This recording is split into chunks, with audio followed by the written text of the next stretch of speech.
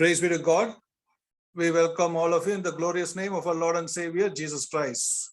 We also welcome on behalf of the Kodambakkam Christian Assembly in Chennai and also the GLM Bookshop Ministries, which is going on for the past 17 years in Chennai. Today also we shall begin the meeting with a word of prayer. I request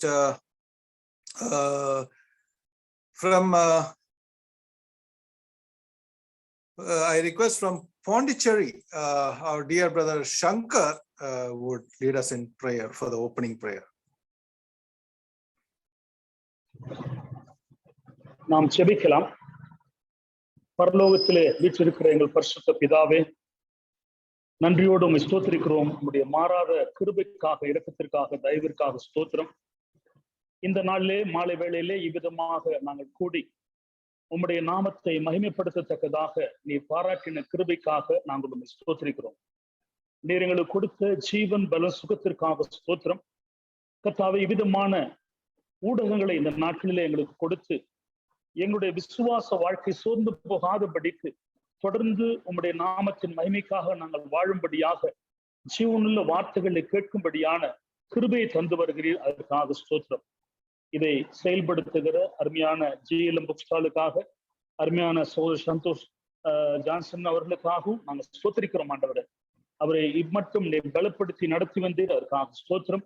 தொடர்ந்து வழிநடத்தும் உங்களுடைய கிருபையினாலே வழிநடத்தும். இந்த நாளிலே பாடல் பாடுகிற உங்களுடைய பிள்ளைகளை நினைவு கூர்ந்து உண்மை ஸ்தோத்திரிக்கிறோம். அவர்களுக்கு தேவையான கிருபையை தாரும். செய்து கொடுக்கிற அருமையான வாலிப தம்பி சாமுவேலுக்காக நாங்கள் ஸ்தோத்திரிக்கிறோம். ஆண்டவரே, வாலிப பிராயத்திலே தன் சிருஷ்டிகரை நினைத்து கத்திருக்கிற தன்னை ஒப்பு கொடுத்து இந்த நாளிலே கர்த்தருடைய ஊழியத்தை செய்து கொண்டிருக்கூடிய அருமையான மகனை எங்கள் மத்தியிலே பயன்படுத்த வேண்டும் நாங்கள் ஜெபிக்கிறோம். எந்த விதமான தடையும் இல்லாதபடிக்கு நாங்கள் செய்தியை கேட்கத்தக்கதாக உங்களுடைய பிரசன்னம் எங்களை வழிநடத்த வேண்டும் நாங்கள் ஜெபிக்கிறோம். எல்லா துதி கனமையும் உமக்கு செலுத்துகிறோம். ரட்சகராகிய இயேசு கிறிஸ்துவின் இனிதான நாமத்தில் ஸ்தோத்திரத்தோட ஏறெடுக்கிறோம். ஜீவனுள்ள நல்ல பிதாவே, ஆமீன். Amen. Thank you, brother Shankar from Pondicherry Hebron Assembly. Now we are going into the singing time. We have with us our brother James Joseph and family from Chennai, Kodungayur Assembly in Chennai. They are in fellowship with Kodungayur Assembly. Over to brother James Joseph and family in Chennai. Praise the Lord. Song number 157. 157 பாட்டு.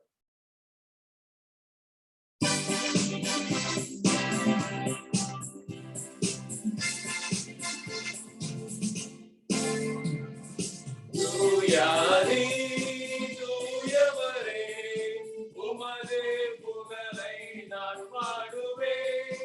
தூயாரே தூயவரே, உமது புகழை நான் பாடுவேன்.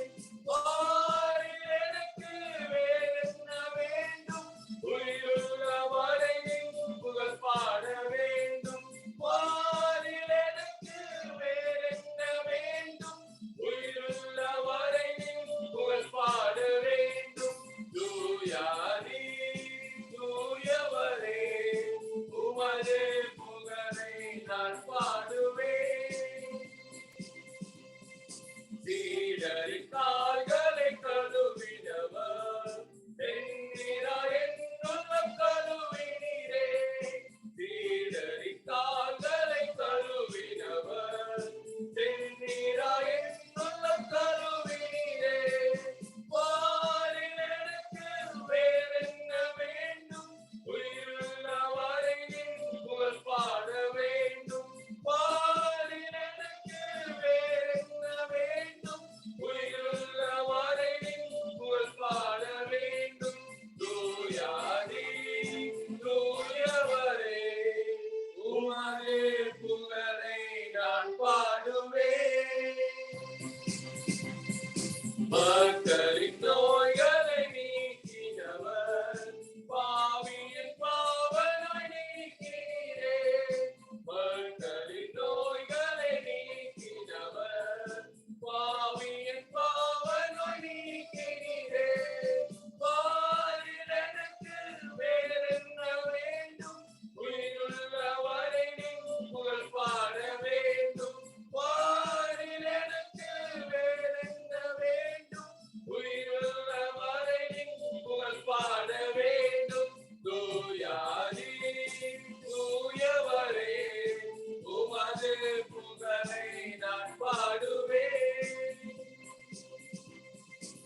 துயரங்கள் பாரினில் அடைந்தவரே, துன்பங்கள் தாங்கிட பலன் தந்தீரே. துயரங்கள் பாரினில் அடைந்தவரே, துன்பங்கள் தாங்கிட பலன் தந்தீரே. பாரில் எனக்கு வேறென்ன வேண்டும், உயிருள்ள வரை நின் புகழ் பாட வேண்டும். பாரில் எனக்கு வேறென்ன வேண்டும், உயிருள்ள வரை நின் புகழ் பாட வேண்டும். தூயாதி தூயவரே, உமது புகழை நான் பாடுவேன். தம் ஜீவன் எனக்காக தந்தவரே, என் உள்ளம் பலியாக ஏற்றிடுமே.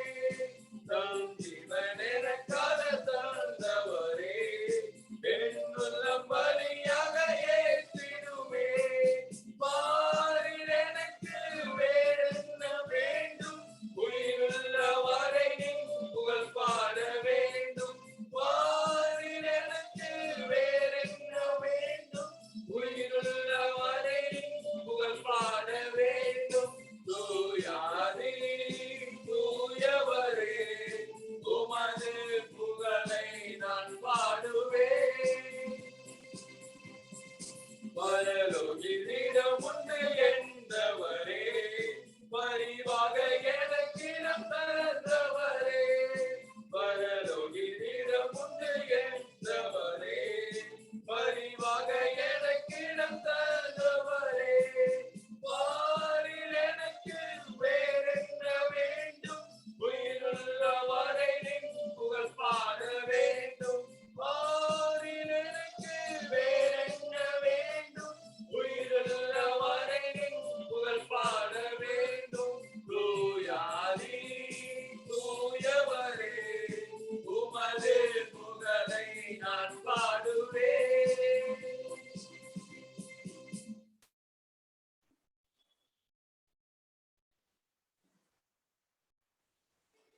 பாடல் எண் 338.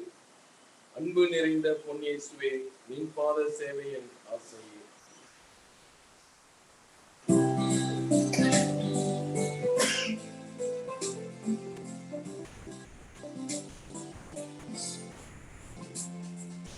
அன்பு நிறைந்த பொன்னியேசுவே, நின் பாத சேவையின் ஆசையே.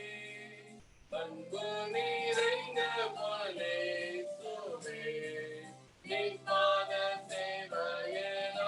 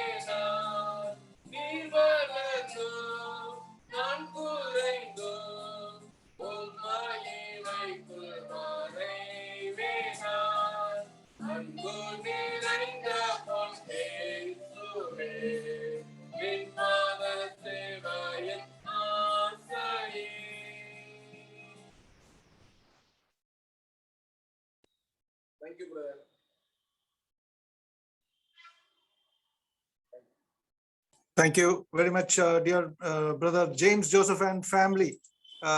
In fellowship with the Kodungair Christian Assembly in Chennai, we praise God for the songs, the two songs you sang for the glory of God. May God use you more in the days to come. Thank you for the children also, your children who have joined along with you, and may the good Lord bless the children also. Now, we once again welcome all of you to this Kodambakam Zoom Bible study meeting in the name of our Lord and Savior, Jesus Christ. We also welcome on behalf of the Kodambakam Christian Assembly and the GLM Bookshop Ministries in Chennai.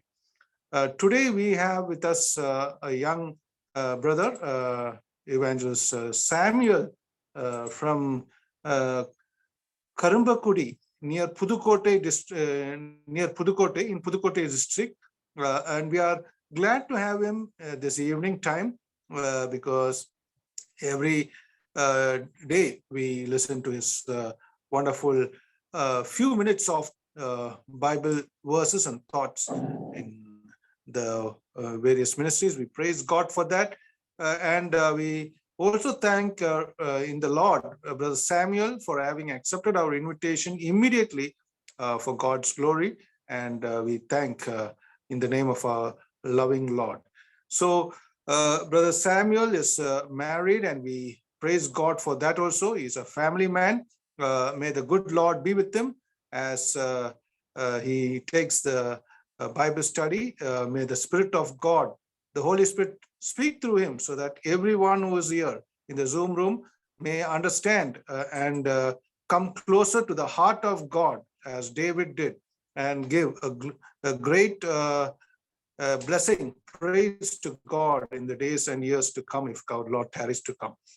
Now we have with this Kodambakam Christian Assembly 3 important days. One is the forthcoming 4th December.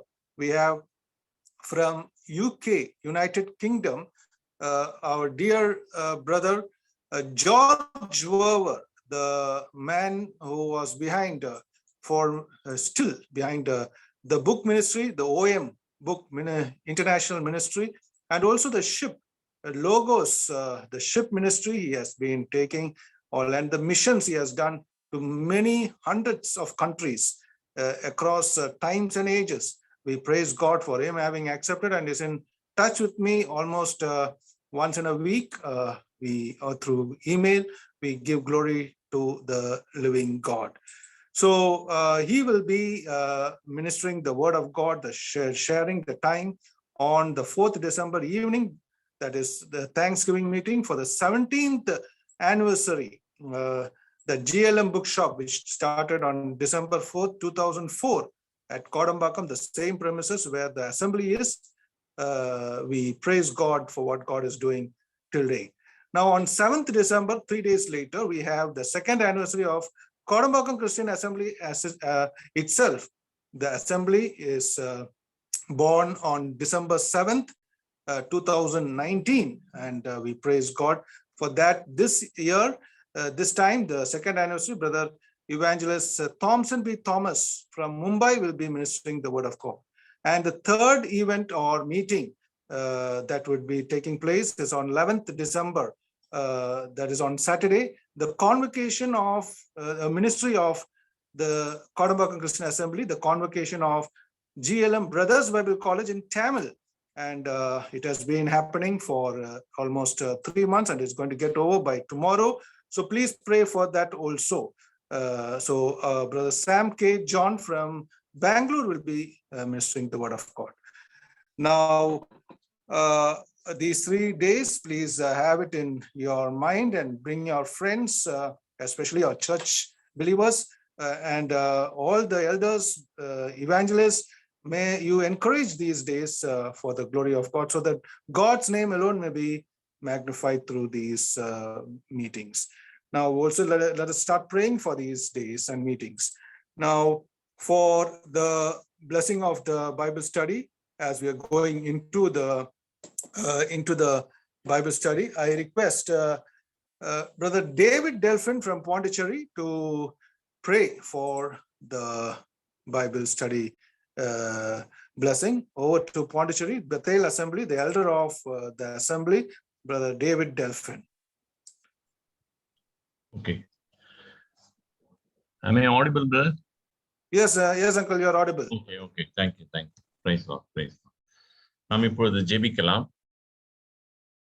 அநாதி சிநேகித்தால் எங்களை சிநேகித்து தம்முடைய காருண்யத்தினாலே தம் மண்டையில இழுத்துக்கொண்ட எங்கள் அன்பின் பிதாவே, நன்றியோடு உம்மை துதிக்கிறோம், ஸ்தோத்திரிக்கிறோம். உடைய பாதத்துல நாங்கள் வந்து இந்த நாளின் மாலை நேரத்திலும் நாங்கள் சகோதர சகோதரிகளாக ஆண்டவரே ஊழியர்களாக உம்மை நோக்கி பார்க்க நீர் கொடுத்திருக்கிற எல்லா விதமான கிருபைகளுக்காக நன்றி செலுத்துகிறோம். இந்த நாளின் காலையிலிருந்து இம்மட்டுமாக நீர் எங்களை உமது கரத்தினாலே வழி நடத்தி எங்களுடைய தேவைகள் எல்லாத்தையும் தாமே சந்தித்து இம்மட்டும் எங்களை காத்து இந்த ஐக்கியத்துக்குள்ளாக நீர் எங்களை கொண்டு வந்தமைக்காக நன்றியோடு உம்மை துதிக்கிறோம், ஸ்தோத்திரிக்கிறோம். ஆண்டவரே, இந்த நாளிலும் கர்த்தாவே உம்முடைய பிள்ளைகள் ஆண்டவரே அநேக இடங்களிலே உம்முடைய ஊழியங்களை நிறைவேற்றிருக்கின்றார். இப்பொழுதும் நிறைவேற்றப்பட்டு கொண்டிருக்கும்படியான இந்த ஊழியங்களுக்காக நாம் வருகிறோம். ஆண்டவரே, இந்த நாளிலும் கூட கர்த்தாவே உம்முடைய வார்த்தையை நாங்கள் கேட்கும்படியாக பல்வேறு இடங்களிலிருந்து நாங்கள் அமிதமாக இந்த இணைய வழியின் மூலமாக இணைக்கப்பட்டிருக்கிறோம், சேர்க்கப்பட்டிருக்கிறோம். ஆண்டவரே, இப்பொழுதும் கூட உம்முடைய நாமத்தை கர்த்தாவே மகிமைப்படுத்தக்கூடிய நிலைமையில ஆண்டவரே அருமையான பிள்ளைகள் ஜேம்ஸ் ஜோசப் குடும்பமாக பாடின பாடல்களின் அறிவி உம்முடைய நாமத்தை கர்த்தாவே நாங்கள் அமிதமாக மகிமைப்படுத்த உயர்த்த நீர் கிருபை பாராட்டினீர், நன்றி செலுத்துகிறோம். இப்பொழுதும் உம்முடைய மெல்லிய சத்தத்தை நாங்கள் கேட்கும்படியாக, வேதத்தை நாங்கள் தியானிக்கும்படியாக ஆண்டவரே நீர் எங்களை ஆண்டவரே அமிதமாக கூட்டி சேர்த்திருக்கிறீர், நன்றி செலுத்துகிறோம். ஆண்டவரே புதுக்கோட்டையில கர்த்தாவே கரம்பக்குடி என்ற பகுதியில உடைய ஊழியத்தை நிறைவேற்றி வரக்கூடிய அருமை சகோதரன் சாமுவேலுக்காக வருகிறோம். அவரே இந்த நேரத்தில் எங்கள் மத்தியில ஒன்றாக இணைத்தமைக்காக நன்றி செலுத்துகிறோம். அவர் மூலமாக நாங்கள் கேட்கிற வார்த்தைகளை நீதாம் எங்களுக்கு ஆசீர்வதித்து கொடுத்துள்ளோம். பிரதான கற்பனையை குறித்தும் அதனுடைய மகிமையை குறித்தும் அவைகள் என்ன என்பதை குறித்து இந்த நாளில நாங்கள் அறிந்து கொள்ள இருக்கிறோம். ஆண்டவரே உம்முடைய தாசனை நீதாமே எடுத்து உபயோகப்படுத்தலும். ஆண்டவரே ஏற்ற வார்த்தைகளை நீதாமே அவர் மூலமாக நீதாமே எங்களுக்கு கொடுத்து அது நிமித்தமாக அதனுடைய நிறைவை நாங்கள் முழுமையாக பெற்றுக்கொள்ள நீதாமே உதவி செய்துள்ளோம்.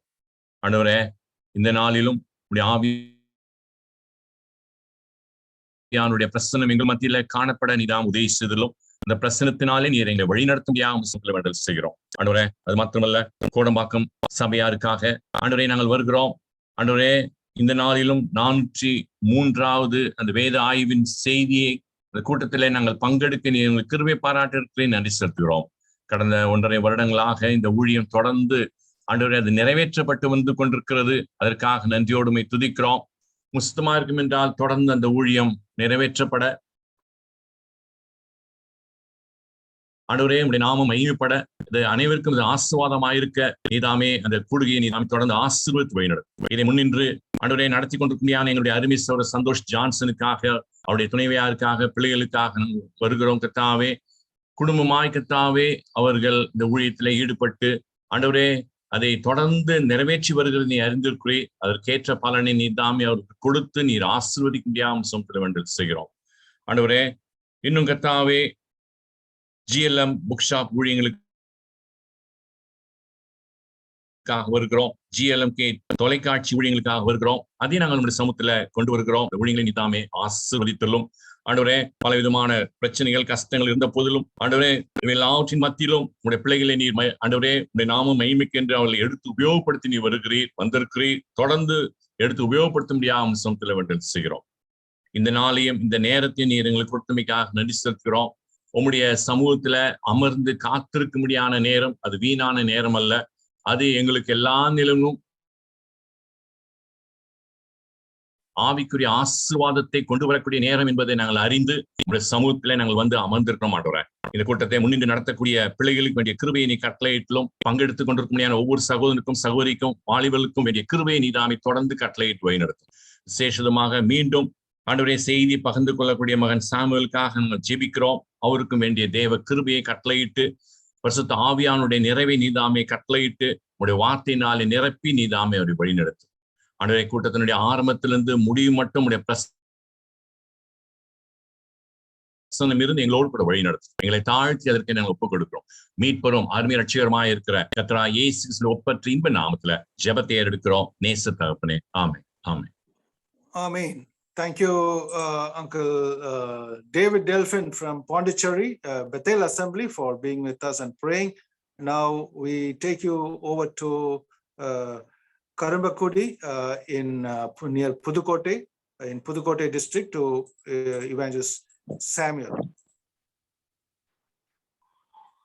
ஆண்டவராகிய இயேசு கிறிஸ்து நாமத்தினாலே உங்கள் அனைவருக்கும் என்னுடைய அன்பின் வாழ்த்துக்களை முதலாக அறியத்தருகிறேன். இந்த நாளையும் கூட 403வது நாள் கோடம்பாக்கம் ஜூம் பைபிள் ஸ்டடி மீட்டிங்ல நான் உங்களை சந்திப்பதிலே பெரும் மகிழ்ச்சி அடைகிறேன். இந்த வாய்ப்பை தந்ததான தேவாதி தேவனாகிய கர்த்தராகிய இயேசு கிறிஸ்துவுக்கும் அவருடைய பணியாளராகிய அருமையான இந்த குழுவினருக்கும் என்னுடைய நன்றியை தெரிவித்துக் கொள்கிறேன். எனக்கு இந்த வாய்ப்பை தந்ததான சந்தோஷ் ஜான்சன்களுக்காக நான் நன்றி செலுத்துகிறேன். அவர் என்னை சந்தோஷமாக அழைத்தார்கள், அவருக்கான கர்த்தரை துதிக்கிறேன். மற்றும் தேவதாஸ் அங்கிள் திருவாரூர், அவங்களுக்கும் என்னுடைய நன்றியை நான் தெரிவித்துக் கொள்கிறேன். இப்பொழுது நம்ம சற்று நேரம் கர்த்தருடைய வார்த்தையை நாம் தியானிக்கலாம். இன்னைக்கு செய்தியுடைய தலைப்பு முக்கிய கட்டளையின் மகிமை என்ன அப்படிங்கிறான ஒரு கேள்வி எனக்கு கொடுக்கப்பட்டிருக்கிறது. What is the glory of the main commandment அப்படிங்கிறதான ஒரு வார்த்தை. இதுக்கு ஆதாரமாக ஒரு வசனத்தை நான் வாசித்து விட்டு தியானத்துக்குள்ளாக நான் சொல்கிறேன். மத்தேயு 28ஆம் அதிகாரம் 18வது வசனத்திலிருந்து 20வது வசனம் வரைக்கும் நாம் அனைவருக்கும் மிகுந்த பிடித்த வசனம். அனைவரும் அதிகமாக வாசித்து தியானித்து ஆராய்ச்சி செய்த ஒரு வேத வசனங்கள் தான் இந்த பகுதி. மத்தேயு 28 வசனம் 18 முதல் 20 வரை. அப்பொழுது இயேசு சமீபத்தில் வந்து அவர்களை நோக்கி, வானத்திலும் பூமியிலும் சகல அதிகாரமும் எனக்கு கொடுக்கப்பட்டிருக்கிறது. ஆகையால் நீங்கள் புறப்பட்டு போய் சகல ஜாதிகளையும் சீசராக்கி பிதா குமாரன் பரிசுத்த ஆவியின் நாமத்தினாலே அவர்களுக்கு ஞானஸ்நானம் கொடுத்து, நான் உங்களுக்கு கட்டளையிட்ட யாவையும் அவர்கள் கைக்கொள்ளும்படி அவர்களுக்கு உபதேசம் பண்ணுங்கள். இதோ உலகத்தின் முடிவு பரியந்தமும் சகல நாட்களிலும் நான் உங்களுடனே கூட இருக்கிறேன் என்றார். ஆமென். தேவநாம தொடர்ந்து நம் மூலமாக மகிமை அடையட்டும். நம்ம பைபிள் ஸ்டடிக்காக நம்ம வந்திருக்கிறோம். ஆகவே பைபிள் ஸ்டடி எப்போதுமே ஒரு செய்தி கேட்கும்போது நம்ம குறிப்பெடுக்க வேண்டியது அவசியமா காணப்படும். நான் அப்படிதான் என்னுடைய நடைமுறைப்படுத்தி வருகிறேன். யாராவது செய்தி கொடுத்தாங்கன்னா நான் உடனே குறிப்பெடுத்துக்குவேன். அதனால இருக்கான ஒரு 3 நன்மைகள் என்ன அப்படின்னா, நேரடியாக மனதுக்கு என்ன பண்ணுதுன்னா செல்லுது. இப்போ பைபிள் ஸ்டடி ஒருத்தர் கொடுக்குறாங்க, இல்லை செய்தி கொடுக்குறாங்க, அல்லது வேற ஏதாவது செய்தி நம்ம கேட்கிறோம், உடனடியாக நம்ம இரண்டாவது, நல்ல எழுத்து பயிற்சி கிடைக்கிறது. வேகமா நம்ம என்ன பண்ணுவோம், எழுதுவோம். இப்ப செய்தியாளர்லாம் பாத்தீங்க அப்படின்னோம்னா, அரசியல் தலைவர்கள் அல்லது பிரமுகர்கள் பேசும்போது வேகமா நோட்ஸ் என்ன பண்ணுவோம்னா குறிச்சுக்கிட்டு அடுத்த நாள் டிவிலையோ அல்லது செய்தித்தாள என்ன பண்றாங்க, ஒரு செய்தியா தர்றாங்க. ஆகவே எழுத்து பயிற்சி என்ன பண்ணுமா உண்டாகும். மூன்றாவது, நம்ம தூங்க மாட்டோம். ஏன்னா அடுத்து என்ன எழுதணுமே நம்ம தூக்கம் என்ன பண்ணாது, நம்முடைய இமைக்கு வராது. நம்முடைய கவனம் என்ன பண்ணாதுன்னா சிதறாது. ஆகவே இதன் நடைமுறை நான் படுத்துது. ஆகவே நீங்களும் நோட்ஸ் எடுத்துக்கிட்டீங்கன்னா யூஸ்ஃபுல்லாக இருக்கும். ஓகே, முக்கிய கட்டளையின் மகிமை என்ன? இந்த படிச்ச இந்த வேத பகுதியினுடைய சிறப்பு என்ன அப்படின்னா, பிரதான கட்டளை என்று சொல்லுவார்கள். பிரதான கட்டளை என்று சொல்லுவார், கிரேட் கமிஷன் என்று சொல்லுவார்கள். ஆனால் நான் ஏன் முக்கிய கட்டளை என்று குறிப்பிட்டிருக்கேன் என்றால், அதற்காக மார்க் 12ஆம் அதிகாரம் 29 - 31 வசனம் வரைக்கும் நம்ம படித்தோம் என்றால், ஒரு வேத பாதகர் சரிங்களா, அல்லது நியாய சாஸ்திரி நியாயாதிபதி என்ன பண்றாங்க, வந்து ஏசாமிட்ட கேட்கிறாங்க. ஏசுகிட்ட கேட்கிறாங்க, நியாயப்பிரமாணத்துல எது பெரிய கட்டளை, எது பிரதானமான கட்டளை என்று கேட்கிறாங்க. அதுக்கு ஆண்டவராக இயேசு கிறிஸ்து அவருக்கு மறுமொழியாக சொன்னது என்னவென்றால், 29ஆம் வசனம், கற்பனைகள் எல்லாம் பிரதானமானது என்னவென்றால், இஸ்ரவேலே கேள், நம்முடைய தேவனாகிய கர்த்தர் ஒருவரே கர்த்தர். உன் தேவனாகிய கர்த்தரிடத்தில் உன் முழு இருதயத்தோடும், உன் முழு ஆத்மாவோடும், உன் முழு மனதோடும், முழு பலத்தோடும் அன்பு கூறுவாயாக என்பதே பிரதான கற்பனை. இரண்டாவது, தொடர்ச்சியாக இதற்கு ஒப்பாய் இருக்கிற 2ஆம் கற்பனை என்னவென்றால், உன்னிடத்தில் நீ அன்பு கூறுவது போல் பிறனிடத்திலும் அன்பு கூறுவாயாக என்பதே. இவைகளிலும் பெரிய கற்பனை வேறொன்றும் இல்லை என்றார். பிரதான கட்டளை என்னவென்று கேட்கிறாங்க. அதுக்கு இயேசு கிறிஸ்து சொல்றாரு, தேவனை நேசிக்க வேண்டும். முழு மனது, முழு ஆத்துமா, முழு சிந்தை, முழு பலத்தோடு கூட நம்மளை எப்படி நேசிக்கிறோமோ பிறரை என்ன பண்ண வேண்டும், பார்க்கிற சகோதரர்களை நாம் நேசிக்க வேண்டும். இதுவே பிரதான கட்டளை. இதற்கு நிகரா ஒன்றும் இல்லை அப்படின்னு சொல்லி சொல்றாங்க. ஆனா இருந்தாலும் இந்த மத்தேயிலே சொல்லப்பட்ட இந்த கட்டளைக்கு அநேகர் பிரதான கட்டளை அப்படிங்கிற ஒரு வார்த்தையை சொல்லி அழைக்கிறாங்க. ஆனால் நான் இதற்கு முக்கிய கட்டளை என்று சொல்லுகிறேன். காரணம் என்னவென்றால், ஒரு மனிதன் கடைசியாக சொன்ன வார்த்தை ரொம்ப முக்கியமானது.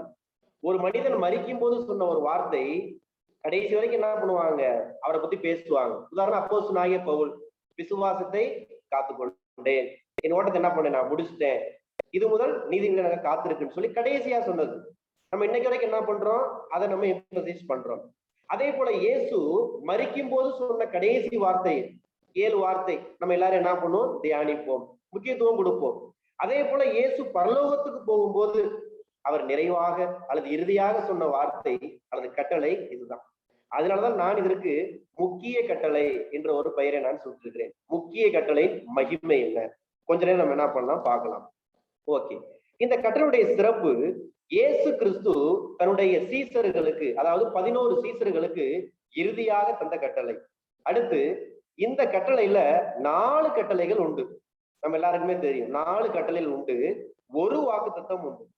நீங்க பழைய ஏற்பாடுல பாத்தீங்கன்னா ஒவ்வொரு கட்டளைக்கும் வாக்குத்தத்தம் பின்னாடியே கொடுத்திருப்பாங்க.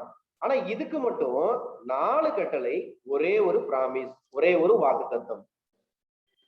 இதுல பாத்தீங்கன்னா பிரதிச்சொல், ப்ரனோன் அப்படிங்கிறதான அந்த இலக்கணத்துல வர்றதான விதி இதுல வருகிறது. ஃபர்ஸ்ட் பர்சன் நான் என்று இயேசு கிறிஸ்து குறிப்பிடுகிறார். நான் ஃபர்ஸ்ட் பர்சன் 20ஆம் வசனத்திலே சொல்லுகிறார். அதற்கடுத்து செகண்ட் பர்சன் 11 சீசர்களை பார்த்து சொல்லுகிறார். 19ஆம் வசனத்திலே நீங்கள் என்று சொல்லுகிறார். அடுத்து தேர்ட் பர்சன் அவர்கள், 20ஆம் வசனம் கடைசி அவர்கள். First person, second person, third person, இந்த மூணுமே என்ன பண்ணுதுன்னா இதுல அடங்குகிறது. அதற்கடுத்து இன்னொரு சிறப்பு என்னவென்று பார்க்கும்போது, புதிய ஏற்பாட்டில் இருக்கான முதல் 5 புஸ்தகத்துல மத்தேயு, மார்க், லூக்கா, யோவான், அப்போஸ்தலர் நடபடிகள், இந்த 5 புஸ்தகத்திலையுமே இந்த கட்டளை அங்கே எழுதப்பட்டுள்ளது, கொடுக்கப்பட்டதாக எழுதப்பட்டுள்ளது. மத்தேயு 28ஆம் அதிகாரம் 18 to 20 முதல் வாட்டி இருக்கிறது. மார்க் 16ஆம் அதிகாரம் வசனம் 15, 16 கொடுக்கப்பட்டுள்ளது. லூக்கா 24, 47 மற்றும் 48 இந்த வசனம் கட்டளை கொடுக்கப்பட்டுள்ளது. யோவான் 17 வசனம் 18 கொடுக்கப்பட்டுள்ளது. அப்போஸ்தலர் 1:8. ஆக முதல் புதிய ஏற்பாட்டில் இருக்க முதல் 5 புஸ்தகங்கள் சுவிசேஷங்கள் மற்றும் சுவிசேஷ புஸ்தகங்கள் மற்றும் சபையினுடைய வரலாறு, ஹிஸ்டரி, சர்ச் ஹிஸ்டரி புக் ஆகிய அப்போஸ்தலர் நடபடிகள் இது கொடுக்கப்பட்டுள்ளது. இதோடைய விளக்கம் மற்றும் பின்னணித்தை நம்ம என்ன பண்ணலாம், நம்ம தொடர்ந்து நம்ம பார்ப்போம். மத்தேயு 28ஆம் அதிகாரம் 18 to 20 வசனத்துல ஒரு 3 காரியத்தை ஆண்டவராகிய இயேசு கிறிஸ்து என்ன பண்ண அந்த கட்டளைன்னு சொல்லுகிறார். முதலாவது அத்தாரிட்டி, முதலாவது அதிகாரம், அத்தாரிட்டி வருகிறது 18ஆவது வசனத்தில். இரண்டாவது ரெஸ்பான்சிபிலிட்டி, அந்த கட்டளை கொடுக்கப்பட வேண்டியதான உத்தரவாதம் அல்லது கடமைத்துவம், ரெஸ்பான்சிபிலிட்டி 19ஆம் வசனத்துல என்ன பண்ணுகிறது, 19 மற்றும் 20 மேல் பகுதியிலே கொடுக்கப்படுகிறது. மூன்றாவது செக்யூரிட்டி, 20ஆம் வசனத்துடைய கடைசி பகுதி. நான் மறுபடியும் சொல்லுகிறேன், அத்தாரிட்டி 18ஆவது வசனம், ரெஸ்பான்சிபிலிட்டி 19 மற்றும் 20 கொடுக்கப்பட்டுள்ளது. மூன்றாவது செக்யூரிட்டி, அதாவது பாதுகாப்பு, அத்தாரிட்டி அதிகாரம் இங்கே சொல்லப்படுகிறது, ரெஸ்பான்சிபிலிட்டி கடமை அல்லது உத்தரவாதம் சொல்லப்படுகிறது. மூன்றாவது செக்யூரிட்டி, அந்த கட்டளை கொடுக்கப்படாத செக்யூரிட்டி பாதுகாப்பு இங்கே சொல்லப்படுகிறது. இயேசு கிறிஸ்து இதை சொல்ல காரணம் என்ன? இந்த 3 காரியத்தையும் இயேசு கிறிஸ்து சொல்ல வேண்டிய அவசியம் என்ன வந்தது? இயேசு கிறிஸ்து உயிர்த்தெழுந்து இப்போ 40 நாள் ஆயிடுச்சு. இது 40ஆவது நாள் தான் சொன்னது. ஏன் இந்த 39 நாள் நடந்திருக்க சம்பவங்கள் என்ன நடந்திருக்கும்? நம்ம தொடர்ந்து நம்ம என்ன பண்ணலாம் பார்த்தாதான் இந்த கட்டளையுடைய மகிமை நம்மளுக்கு, அல்லது கணம், மகிமை என்றால் கணம், வெயிட் அல்லது மரியாதை நம்மளுக்கு என்ன பண்ணுவோம் அப்படின்னா தெரியும். முந்தைய பகுதி படித்தால் தெளிவாக நம்மளுக்கு தெரியுது ஏன் இயேசுசாமி இந்த கட்டளையை கொடுத்தார். ஏன் இந்த கட்டளை அநேகர் இன்னைக்கு மிஷினரிகளாக பயன்படுத்தும் அநேகர் ஏன் இதை யூஸ் பண்றாங்க நம்மளுக்கு தெரிஞ்சுக்க முடியும். மத்தேயு 28ஆம் அதிகாரம் 1வது வசனத்திலிருந்து 10வது வசனம் வரைக்கும் பார்த்தோம்னா ஆண்டவராகிய இயேசு கிறிஸ்து உயிர்த்தெழுந்த காட்சியை பத்தி போட்டிருக்கு. எப்படி அவர் உயிர்த்தெழுந்தாரு, தேவதூதர்கள் என்ன பேசினாங்க, சேவர் அந்த போர் சேவர்கள் என்ன நடந்துச்சு, அப்புறம் இயேசு கிறிஸ்து ஸ்திரீயை பார்த்து வாழ்க என்று சொல்ற காட்சி, அவங்க ஆராய்த்த காட்சி எல்லாம் 1 to 10 வரைக்கும் நம்ம பார்க்கிறோம். 16 முதல் 20 வரைக்கும் எதை பார்க்கிறோம் அப்படின்னோம்னா இயேசு கிறிஸ்துடைய சீசர்களுக்கு என்ன பண்றாரு, அவர் இந்த கொடுத்த கட்டளையை நம்ம பார்க்கிறோம். ஆனா 2க்கு இடையில ஒன்று இருக்கு, அதான் முக்கியம். அதனாலதான் இயேசு இந்த காரியத்தை சொன்னார், அத்தாரிட்டி, ரெஸ்பான்சிபிலிட்டி, செக்யூரிட்டி. இந்த கட்டளையில இடையிலே 11 முதல் 15 வரைக்கும் ஒரு காரியம் கொடுக்கப்பட்டுள்ளது. அந்த காரியம் என்ன? இயேசு கிறிஸ்து உயிர்த்தெழுந்த பிற்பாடு கல்லறையில் ஆளை காணோம், ஒரு பெரிய சத்தம் கேக்குது. இது உடனே ஓடி வர்றாங்க போர் சேவர்கள். ஓடி வந்து பிரதான ஆசாரியரிடம் சொல்றாங்க, ஐயா நடந்தது எல்லாவற்றையும் சொல்றாங்க. அந்த வசனம் பாத்தீங்கன்னா போட்டிருக்கு 11 பாருங்க. அவர்கள் போகையில் காவல் சேவர்காரில் சிலர் நகரத்துக்குள்ளே வந்து நடந்த யாவற்றையும், என்ன நடந்துச்சோ அவனுக்கு என்னென்ன தெரியுமோ, மயங்கி விழுவுற வரைக்கும் எந்திரிச்சோட என்னென்ன தெரியுமோ அதை அப்படியே என்ன பண்றாங்க, பிரதான ஆசாரியிடம் சொல்றாங்க. உடனே ஆசாரியர் கேட்டுட்டு, அப்படியா, இதுக்கு ஒரு சதித்திட்டம் ஏதாவது வைக்கணுமேன்னு சொல்லி அவர் என்ன பண்றாரு, ஒரு மாஸ்டர் பிளான் என்ன பண்றாங்க, கூடி முடிவெடுக்கிறாங்க. முடிவெடுத்த பிற்பாடு நாங்க சொல்றதை என்ன பண்ணுங்க, நீங்க போய் சொல்லுங்க அப்படின்னு சொல்றாங்க. இயேசுடைய சரீரத்தை நாங்களாம் தூங்கிட்டோம், வேலை பார்க்கும்போது நாங்க தூங்கிட்டோம் நைட் டியூட்டில. இயேசுடைய சரீரத்தை அவங்க சீசர்கள் என்ன பண்ணிட்டாங்க, கொண்டு போயிட்டாங்க அப்படிங்கிற நீங்க என்ன பண்ணுங்க, போய் எல்லாத்தையும் நீங்க சொல்லுங்க.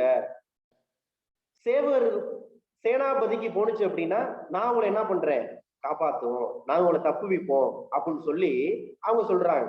உடனே இந்த சேவர்கள் என்ன பண்றாங்க, ஓடி போய் இந்த செய்தியை அறிவித்ததை இந்த பதில நாம் வாசிக்கிறோம்.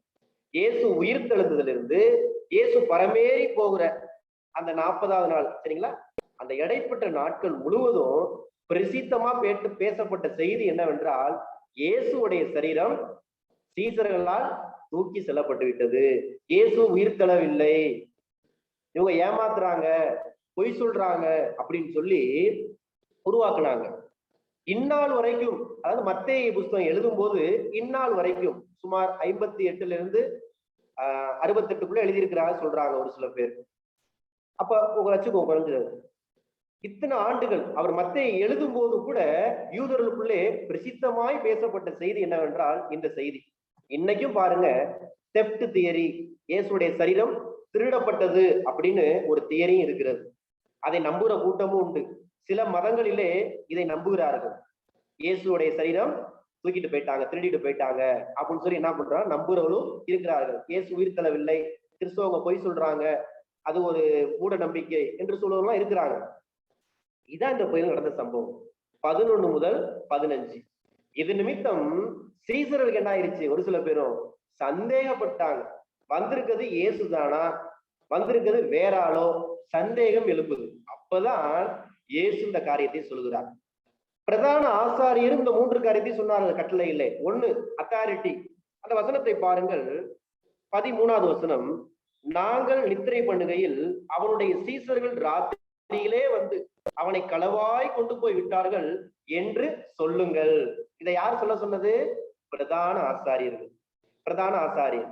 அப்ப இந்த பிரதான ஆசாரியனுடைய அதிகாரத்தை சேவர்களுக்கு என்ன பண்றாங்க, கொடுத்து நீங்க போய் சொல்லுங்க. தங்களுடைய அதிகாரத்தை கொடுத்து என்ன பண்றாங்க, சொல்றதை நம்ம பார்க்கிறோம். வசனம் 13ல இருந்து நம்ம படிச்சோம். இரண்டாவது ரெஸ்பான்சிபிலிட்டி, கடமை. அந்த கட்டளையில என்ன கடமை வந்துச்சு அங்க பாருங்க. பொய் என்று அறிந்தும், அது பொய் தான், ஏன்னா சீசன் தூக்கிட்டு போகவே இல்லை, அவங்க பார்க்கவே இல்லை. திடீர்னு ஒரு சத்தம் கேட்டுச்சு, கல்ற திறந்து இருக்குது, தூரம் வந்து உட்கார்ந்து இருக்காங்க, இவங்க மயங்கி விழுந்துட்டாங்க. அப்ப இயேசு தூக்கிட்டு சீசல் தூக்கிட்டு போனான்னு சொல்ல பொய், அவங்களுக்கு தெரியும், நன்றாக அறிந்து, உண்மைதான் அப்படின்னு தெரியும் அவங்களுக்கு. ஏன்னா மேல் பகுதியில வாசிக்கிறோம், இயேசு நின்னு ஸ்திரீகள்கிட்ட சொன்னதை இவங்க என்ன பண்றாங்க, கேள்விப்பட்டு அவர்கள் போகையில் காவல்காரர் சிலர் நகரத்துக்குள்ளே வந்து நடந்த யாவற்றையும் பிரதான ஆசிரியருக்கு அறிவித்திருக்கிறார்கள். பொய் என்று தெரிந்தும் அவங்க என்ன பண்றாங்க, உண்மையா சொல்றாங்க. நம்ம ஊர்ல சொல்லுவாங்க, பொய்ய கூட பெசகாம பேசுறான் பாடுறா, அப்படின்னு சொல்லுவாங்க. இவன் வாயை திறந்தாலே பொய்ப்புள்ளியா இருக்கிறான், ஆனா பொய்ய உண்மை மாதிரி பேசுவான் அப்படின்னு சொல்லுவாங்க. எங்க ஊர்லாம் சொல்லுவாங்க. இந்த இந்த போர் வீரர்கள், இந்த போலீஸ்காரங்க என்ன பண்றாங்க, பொய்ய உண்மையா சொல்றாங்க. நாங்க பார்த்தோம், நாங்க தூங்கிக்கிட்டு இருந்தோம், என்ன ஆயிடுச்சு, சீசர்கள் தூக்கிட்டு போயிட்டாங்க. இதை கேட்கிறவங்க என்ன கேட்பாங்க, சரி நீ தூங்கிட்ட ரைட்டு, இயேசுடைய சீசர்கள் தான் வந்தாலும் உனக்கு எப்படி தெரியும் கேட்டிருப்பாங்க. தெரியாமலே என்ன பண்றாங்க இவங்க, பின்னாடி வரப்போற விளைவுகளுக்கு கேள்விக்கு பதில் சொல்லவே முடியாது. வேத பண்டிதர்கள் அடுக்காக 7 கேள்விகள் கேட்கிறார்கள். அதுக்கெல்லாம் பதில் சொல்ல முடியாது இந்த பிரதான ஆசாரியர் மற்றும் இந்த போலீஸ்காரங்களால. இவங்க என்ன பண்றாங்க, அந்த கட்டளைக்கு உடனடியா ரெஸ்பான்சிபிலிட்டி, பொய்ய கூட உண்மையா கடமை தவறாமல் செய்தார்கள். பாருங்க 15வது வசனம், அவர்கள் பணத்தை வாங்கி கொண்டு தங்களுக்கு போதிக்கப்பட்டபடியே செய்தார்கள். தங்களுக்கு சொன்னது என்ன, நாங்க தூங்கிட்டோம், இயேசுடைய சிறை தூக்கிட்டு போயிட்டாங்க, இததான் சொல்லணும். இத கடமையா என்ன பண்றாங்க, கண்ணும் கருத்துமா போய் சொல்லிட்டாங்க. சொன்னோட விளைவு என்ன, இந்த பேச்சு யூதருக்குள்ளே இந்நாள் வரைக்கும், ஆத்தர் எழுதுற அன்னைக்கு இந்நாள் வரைக்கும் பிரசித்தமாயிட்டு, பிரசித்தமா என்ன பண்ணுதான், ரொம்ப ஃபேமஸா. இன்னைக்கு பாருங்க, உதாரணமாக ஏதாவது ஒருத்தவங்க பேசிட்டாங்க அப்படின்னா, கதாபாத்திரங்களோ அரசியல்வாதிகளோ உடனே என்ன பண்றாங்க, நெட்ல போட்டு வைரல் ஆக்கிடுறாங்க பாத்தீங்களா. அது போல இப்போ ஒமைக்ரான் அப்படின்னு ஒரு வைரஸ் வந்திருக்கு. அது வந்த உடனே என்ன ஆயிடுச்சு, மக்கள் பிரசித்தப்படுத்திட்டாங்க, புது வைரஸ் வந்துருச்சு, கொரோனா போய் இப்ப என்ன பண்ணிடுச்சு, புதுசா வந்துருச்சு, ஒரே பிரசித்தம். இது போல பிரசித்தம் என்ன பண்றாங்க, இந்த காரியங்களை படுத்திருக்கிறாங்க. இதனால சீசர்களும் நம்பிக்கை இழந்தார்கள், இயேசுவை விசுவாசிக்காமல் போனார்கள் என்று சொல்லி மார்க்லயே நம்ம வாசிக்கிறோம். சில சீசர்கள் இயேசுவை விசுவாசிக்கவில்லை. ஆகவேதான் அவர் சொல்றாரு, விசுவாசிகளால் நடக்கும் அடையாளங்கள். நம்மளுக்கு சொல்லல, 11 சீசர்களுக்கு சொன்னார், விசுவாசிக்கிறவரால் நடக்கும் அடையாளங்கள். ஏன் சீசர்கள் நம்பாம போயிட்டாங்க, தியரி அவங்க நம்பிட்டாங்க. பாத்தீங்களா, அந்த போர்ச்சேவர்கள் எவ்வளவு ஒரு ரெஸ்பான்சிபிலிட்டி, அந்த கடமைக்கு உத்தரவாதமா இருந்தாங்க, பொய்ய உண்மையா சொல்லிட்டாங்க. 3வது காரியம் செக்யூரிட்டி. இந்த கட்டளைக்கு பிரதான ஆசாரியர் கொடுத்த செக்யூரிட்டி என்ன, பாதுகாப்பு என்ன. 14வது வசனம், இது தேசாதிபதிக்கு கேள்வி ஆயிடுச்சுன்னா, அவர் ஒருவேளை கேள்விப்பட்டார் அப்படின்னா, நாங்கள் அவரை சம்மதப்படுத்திடுவோம், நாங்க அவரை சமாளிச்சுக்குவோம், நாங்க அவரை சமாளிச்சிருவோம். 1. 2வது, உங்களை தப்புவிப்போம். ஏன் இதை சொன்னாங்க அப்படி என்றால், பணி நேரத்துல அதாவது வேலை செய்யற நேரத்துல ரோம படை வீரர்கள் தூங்கிட்டாங்க அப்படின்னா மரண தண்டனை தர வேண்டும். இது கட்டளை, ரோம ராஜாவால் கொடுக்கப்பட்ட கட்டளை. அவர் ரோமாபுரியில் இருக்கிறார், இவங்க எருசலேம்ல இருக்கிறாங்க, சரிங்களா. பக்கத்துல ஒரு பெரிய ஆளியான தேசாதிபதி அங்க இருக்கிறாங்க, அதான் நம்ம வேதத்துல வாசிக்கிறோம். தேசாதிபதி கேள்வியானால் நாங்க என்ன பண்ணிக்கிறோம், நாங்க சமாளிச்சுக்குவோம், உன்னை தப்புவிப்போம். செக்யூரிட்டி தர்றாங்க அந்த கட்டளைக்கு. எந்த கட்டளை, இயேசு உயிர்த்தெழவில்லை என்று சொல்ல வேண்டும். புரிஞ்சுக்கிட்டீங்களா, இயேசு உயிர்த்தெழவில்லை என்று சொல்லி பகிரங்கமாக அறிவிக்கணும், எல்லா இடத்துக்கும் போகணும். இன்னைக்கு நம்ம ஊருக்கே வந்துருச்சு, இயேசு உயிர்த்தெழவில்லை, இயேசுவை திருடி கொண்டு போய்விட்டார் என்று சொல்லி சொல்றாங்க. பாத்தீங்களா, ஒரு நான் நினைக்கிறேன் ஒரு 50 பேர் சொல்லியிருப்பாங்கன்னு நினைக்கிறேன். 50 பேர் சொன்ன வார்த்தை 2000 வருஷம் ஆச்சு. இன்னைக்கும் ஒரு தியரி இருக்கு, நினைச்சு பாத்தீங்களா. 3 விதமானது அத்தாரிட்டி, தன்னுடைய அதிகாரத்தை கொடுத்தார்கள் சேவர்கள். 2, அந்த அதிகாரத்துக்கு சேவர்கள் கடமை தவறாமல் உத்தரவாதத்தோடு அந்த வேலையை செய்து முடித்தார்கள். 3, செக்யூரிட்டி, பாதுகாப்பு. பிரதான ஆசாரியன் சொல்றார், நான் உங்களுக்கு பணம் தருகிறேன், அது மட்டுமல்ல உன் உயிரையும் காப்பாத்துவேன். இந்த பின்னணியில் தான் இயேசு கிறிஸ்து சொல்லுகிறார். ஆகவேதான் இதுக்கு பிரதான கட்டளை என்று பெயர் சொல்லியிருக்கிறாங்க பைபிள் ஸ்காலர்ஸ். நான் முக்கிய கட்டளை என்று சொல்கிறேன், மறிக்கு கடைசியாக பரலோகம் போகும்போது சொன்ன வார்த்தை முக்கியம், இம்பார்ட்டன்ட், மெயின் கமாண்ட்மெண்ட். நம்ம இப்ப என்ன பண்ணலாம், கொஞ்ச நேரம் அதை நம்ம தியானிப்போம். முதலாவது காரியம் அத்தாரிட்டி, அதிகாரம். 18வது வசனம் பாருங்க. அப்பொழுது இயேசு சமீபத்தில் வந்து, எப்பொழுது, இந்த 39 நடந்த சம்பவங்கள், இயேசு தூக்கிட்டு போயிட்டாங்க, திருடிட்டு போயிட்டாங்க அப்படின்னு சொல்லிக்கிட்டு இருந்து பிரசித்தமா போய் சீசர்களும் நம்பிக்கை இழந்து சிலர் நம்பிக்கையோடு அவர் ஆராதிக்கிற நேரத்துல, அப்பொழுது இயேசு பக்கத்துல வந்து சொல்றாரு, அவரை நோக்கி, வானத்திலும் பூமியிலும் சகல அதிகாரம் எனக்கு கொடுக்கப்பட்டிருக்கு. இயேசு கிறிஸ்துடைய அதிகாரம் பாத்தீங்களா? பிரதான ஆசாரியருடைய அதிகாரம் எவ்வளவு பெருசு? சேனாபதி வரைக்கும் மட்டும்தான். அந்த சேவர்கள் வரைக்கும் தான் போக முடியும். ராஜாவுக்கு போக முடியுமா? முடியாது. அவங்க எங்கேயுமே ராஜாவுக்கு இருந்து காப்பாத்தணும்னு சொல்லல. சேனாபதிக்கு போது நான் பாத்துக்கிறோம் அப்படின்னு சொன்னாங்க.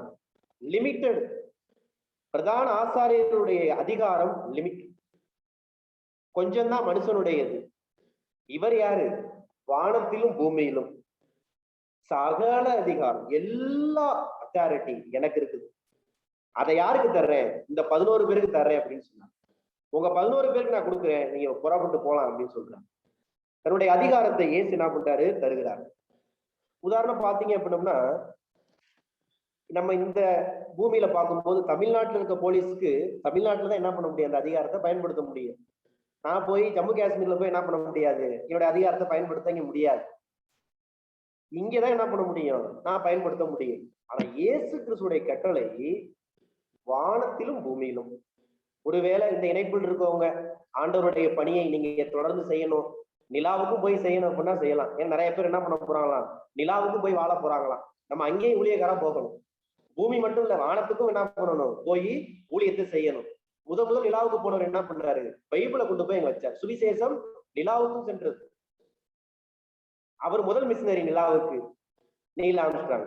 நம்ம ரெண்டாவதா என்ன பண்ணணும்? அந்த இடத்துக்கு போகணும். கர்த்தர் நம்மளுக்கு அனுமதித்தால், அந்த படிப்பை நீங்கள் படித்தால், அல்லது வருமானம் பணம் நம்மள்ட்ட இருந்துச்சுன்னா நம்மளும் என்ன பண்ணலாம்? அங்கேயும் போய் என்ன பண்ணலாம்? அங்க இருக்கவங்களுக்கு மேலே நிறைய பேர் உட்கார்ந்துருக்காங்க, அவங்கள்ட்ட போய் நம்ம சொல்லலாம் சுவிசேஷத்தை. ஓகே. இப்போ வானத்திலும் பூமியிலும், பூமி முழுவதும், பூமிக்குள்ள அமெரிக்கால பாத்தீங்கன்னா பூமிக்குள்ள என்ன பண்றாங்க? மக்கள் பாதுகாப்பா வாழ புதிய பூமி, புதிய வானத்தை என்ன பண்ணுங்க உள்ள உண்டாக்கி இருக்காங்க.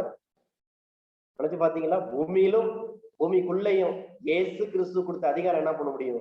செல்ல முடியும். சகல அதிகாரம், ஆல் பவர், ஆல் அத்தாரிட்டி நம்மளுக்கு கொடுத்திருக்காரு. அதை நம்ம எங்க வாசிக்கிறோம்? யோவான் 17ஆம் அதிகாரம் 18வது வசனம்.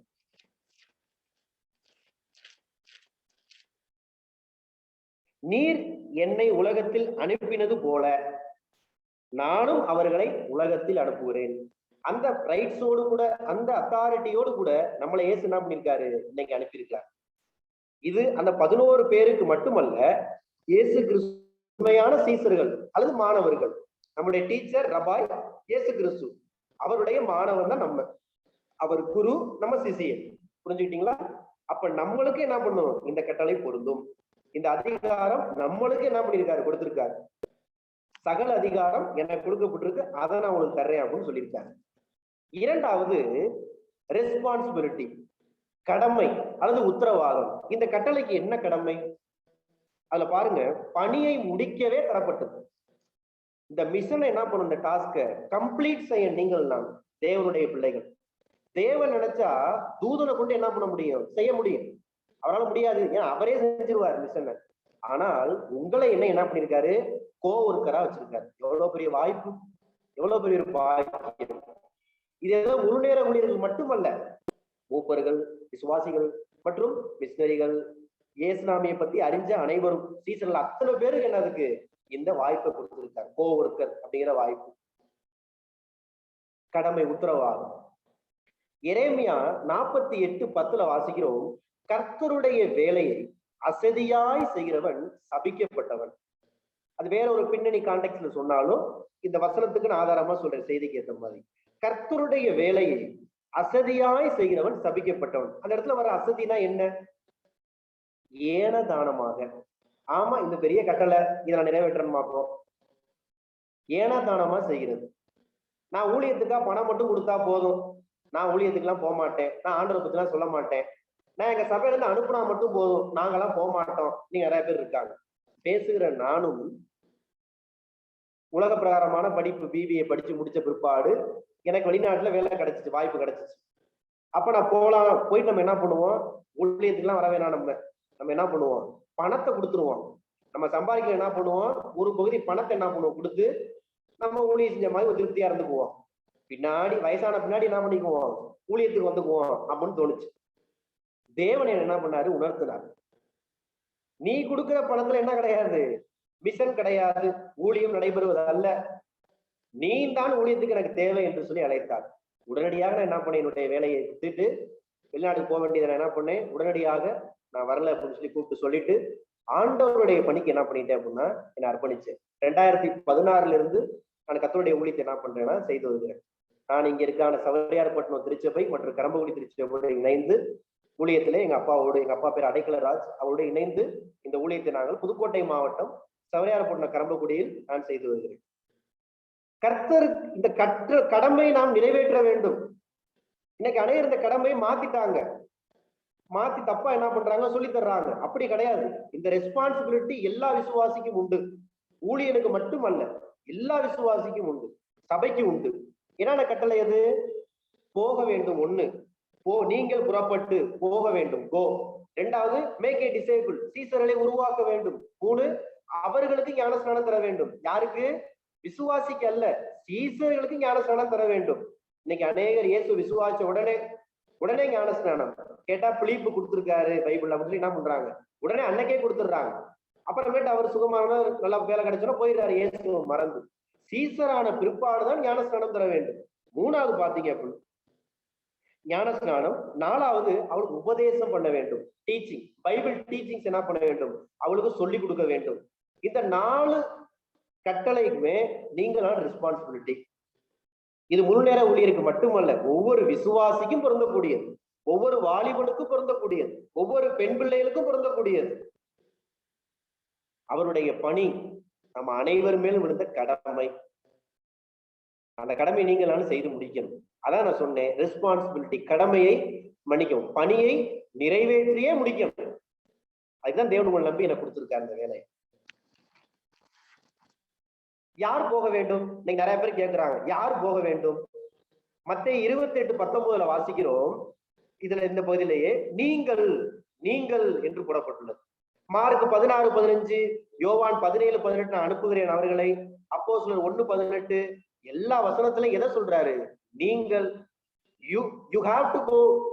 சீசர்கள் என்ன பண்ண வேண்டும்? போக வேண்டும். நாம் தான் அந்த இது, நீங்கள் நானும் போக வேண்டும். புறப்பட்டு என்ன பண்ண வேண்டும்? செல்ல வேண்டும். சாட்சியா நம்ம வாழ்றக்கா நிறுத்திருக்காரு தேவன். சாட்சி என்றால் என்ன?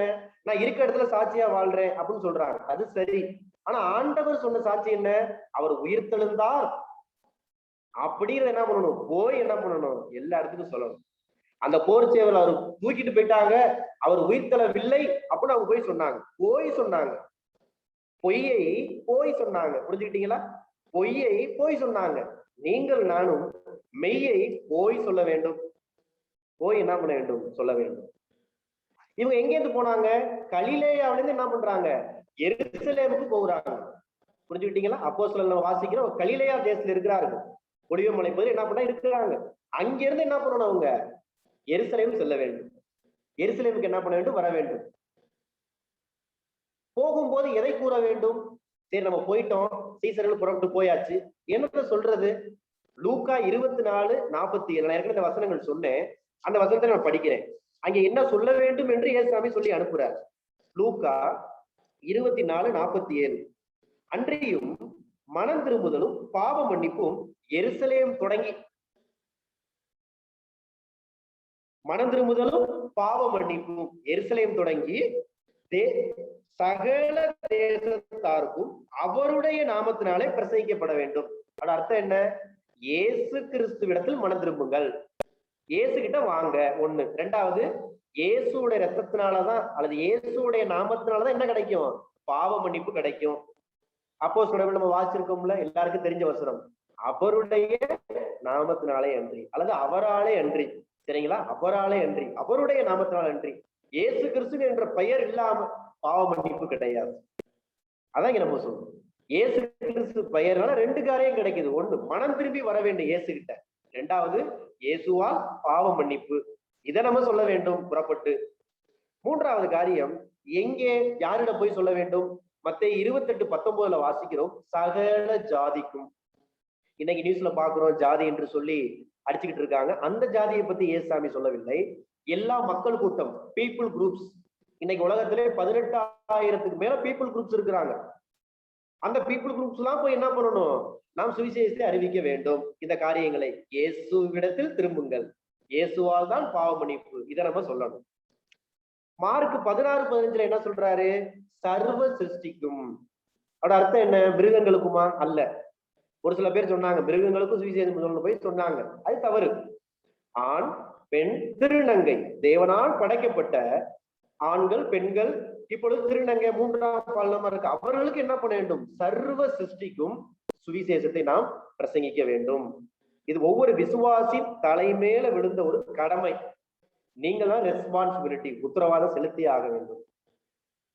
லூக்கா 24:47 என்ன சொல்றாரு? எருசலேம் சகல தேசம். அவருடைய அர்த்தம் என்ன? எல்லா நாடுகள், சுமார் 260க்கு மேற்பட்ட அங்கீகரிக்கப்பட்ட நாடுகள் இருக்கிறது. அங்கீகரிக்கப்படாம நிறைய நாடுகள் இருக்கு. அப்ப எல்லா நாட்டுக்கும் போய் என்ன பண்ணணும்? சொல்லணும். எருசலேம்ல ஸ்டார்ட் பண்ணி ஃபுல்லா போய் சொல்லணும். சீசர்கள் கலிலேயாவில் இருந்தார்கள், நீங்கள் புறப்பட்டு போங்க. எருசலேம்ல போய் தங்கினாங்க 10 நாள். அதுக்கப்புறம் என்ன பண்ணாங்க? அவர்கள் உலகம் முழுவதும் சுவிசேஷத்தை அறிவித்தார்கள். யோவான்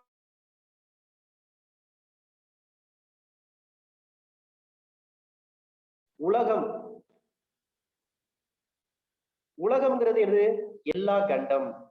7 கண்டங்கள் இருக்கு. அதுல 6 கண்டத்துல மக்கள் வாழ முடியும், ஒரு கண்டத்துல நம்ம வாழ முடியாது யாருமே. அப்ப 6 கண்டங்கள் இருக்கு. உலகம் முழுவதும் என்ன பண்ணணுமா? இந்த ஊழியத்தை நாம் செய்ய வேண்டும். அப்போஸ்தலர் 1:8 எப்படி சொல்றாரு? எப்படி இந்த ஊழியத்தை ப்ராசஸ் எப்படி போகணும்? எருசலேம், யூதேயா, சமாரியா, பூமியின் கடைசி பிரிவு. அதாவது அன்னைக்கு இருந்த ரோம். சரிங்களா? அன்னைக்கு இருந்த ரோம். நான் உதாரணமா சொல்றேன். நம்ம மாவட்டம் எருசலேம் நம்ம மாவட்டம்னு வச்சுக்கோ. நீங்க சென்னையா இருக்கலாம், நான் புதுக்கோட்டை, நம்ம மாவட்டம்.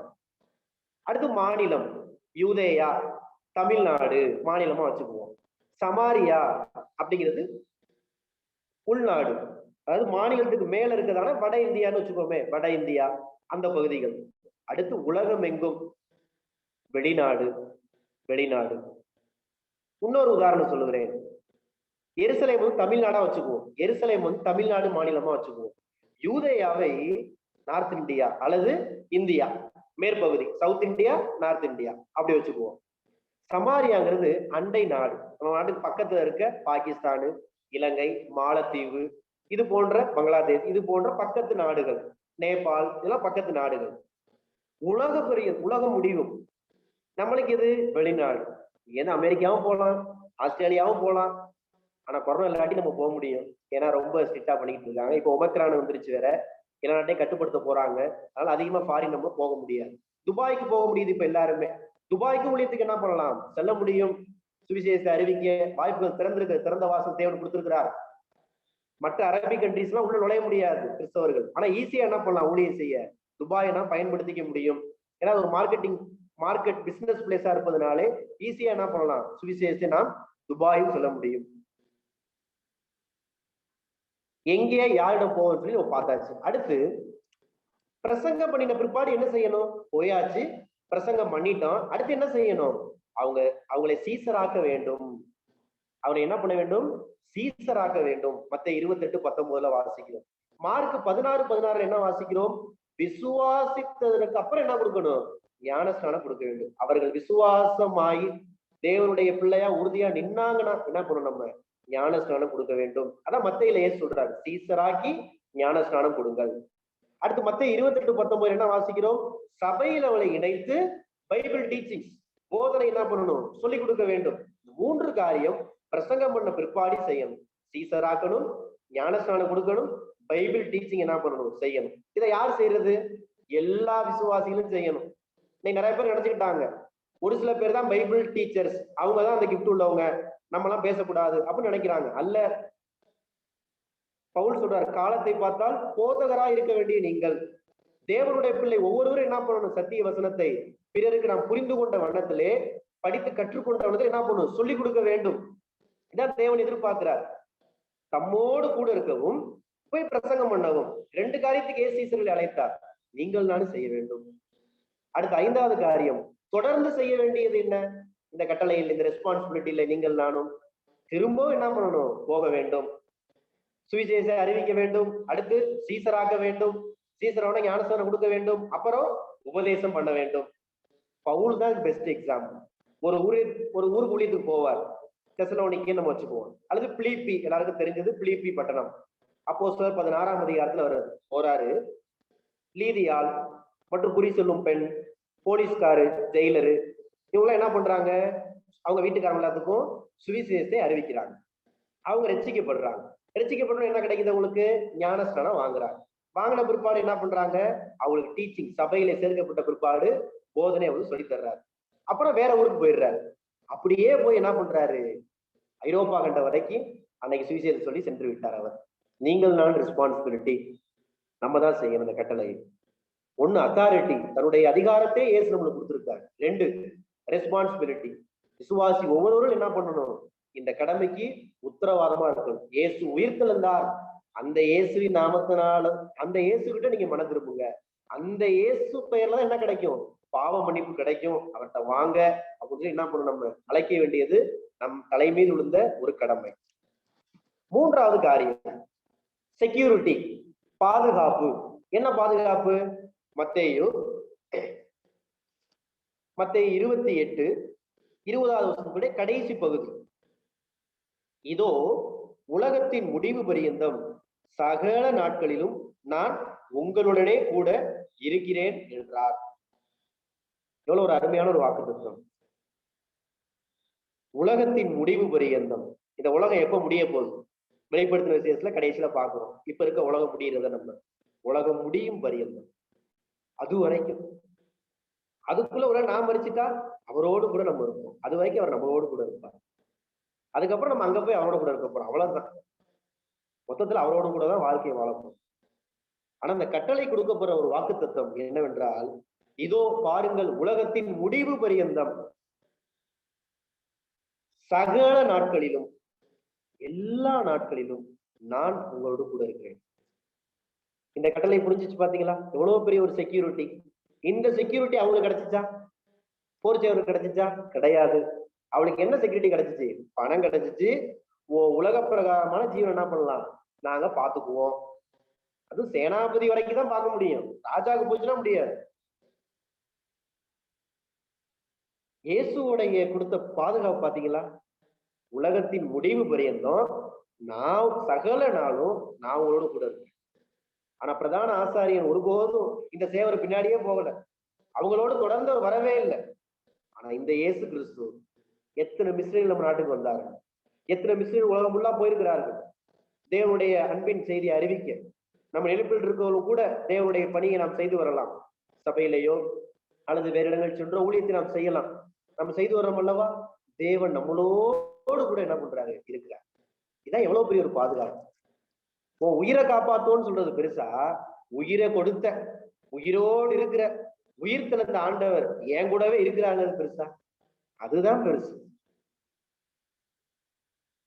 தேவன் கொடுத்த பாதுகாப்பு. இந்த சீசர்கள் சொன்னாரு, நான் உங்களோடு கூட இருப்பேன், நீங்க புறப்பட்டு போங்க. அவங்க உடனே என்ன பண்ணாங்க? அப்போஸ்தலர்களை வாசிக்கிறோம், அவர்கள் எருசலேமிலே தங்களுடைய ஊழிய பணியை ஆரம்பித்தார்கள். அப்படியே தொடர்ந்து என்ன பண்றாங்க? பைபிள் சொல்லபடியே அவர்கள் யூதேயா தேசம் முழுவதையும் சுற்றி முடித்தார்கள்.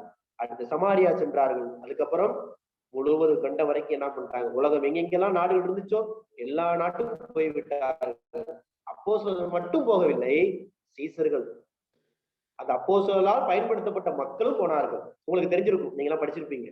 ரோமாபுரி சபைக்கு அப்போஸ்தலனாகிய பவுலோ பேதுருவோ சென்று ஊழியத்துக்கு போகவில்லை. யாரு போனா? பெந்தகோஸ்து நாளே வந்த விசுவாசிகள் ரோமாபுரி சென்று சுவிசேஷ அறிவித்திருக்கிறார்கள். பாத்தீங்களா? ரெஸ்பான்சிபிலிட்டி, தலை மீது விழுந்த கடமையை அவர்கள் செய்தார்கள். நீங்கள் நான் எப்படி இருக்கிறோம்? சற்று நம்ம நாமே சிந்திக்க கடமை போட்டிருக்கிறோம். தேவனுடைய பணி அது நம்மளால் முடிக்கும் சொல்லி ஆசைப்பட்டார். உதாரணம் பாருங்க, ஒரு கம்பெனில நீங்க வேலை செய்றீங்க, அல்லது நீங்க கம்பெனில ஒரு ஓனராகவும் மேனேஜராகவும் இருக்கிறீங்க. ஒரு நல்லா வேலை செய்யறவரை நீங்க என்ன பண்ணுவீங்க? அவரை நம்பி ஒரு டாஸ்கை கொடுப்பீங்க. கண்டிப்பா அவர் முடிச்சிருவாரு, எனக்கு நம்பிக்கை இருக்கு அப்படின்னு சொல்லி தருவீங்க. அதே போல கர்த்தர் நம்மளை நம்பி என்ன பண்ணிருக்காரு? இந்த பணியை கொடுத்திருக்காரு. எல்லா விசுவாசியும் கொடுத்திருக்காரு. 4 காரியம் எல்லா விசுவாசியும் செய்யணும். புறப்பட்டு செல்ல வேண்டும், அடுத்து சீசராக்க வேண்டும், புறப்பட்டு போய் என்ன பண்ணணும்? சுவிசேஷம் சொல்லணும். சுவிசேஷம் என்ன பண்ணணும்? நம்ம சொல்லணும். அடுத்து சீசராக்க வேண்டும். 3வது அவங்க சீசரான பிற்பாடு சபையின் ஐக்கியத்தில் என்ன பண்ண வேண்டும்? அவர்களை ஞானஸ்நானம் கொடுக்க வேண்டும். 4 அவர்களுக்கு உபதேசங்களை தொடர்ந்து என்ன பண்ண வேண்டும்? நம்ம கொடுக்க வேண்டியது ஒவ்வொரு விசுவாசியும் கொடுக்கப்பட்ட தலையாரிய கடமை. இந்த முக்கிய கட்டளையின் ஒரு மகிமை என்னவென்றால், அது பிரதான ஆசாரியர் கொடுத்தது. சரிங்களா? 11 to 15 வரைக்கும் பிரதான ஆசாரியர் கொடுத்தது. இது கொடுத்தது யாரு? மகா பிரதான ஆசாரியர் அல்லது ராஜாதி ராஜா, கர்த்தாதி கர்த்தா, அவர் கொடுத்த ஒரு கட்டளை. அந்த பிரதான ஆசாரியர் கொடுத்த கட்டளை எப்படிப்பட்டது? அந்த அதிகாரமோ அந்த கடமையோ, அந்த அதிகாரம் எப்படிப்பட்டது? லிமிட்டட், கொஞ்சம் தான், சேனாபதி வரைக்கும் தான்.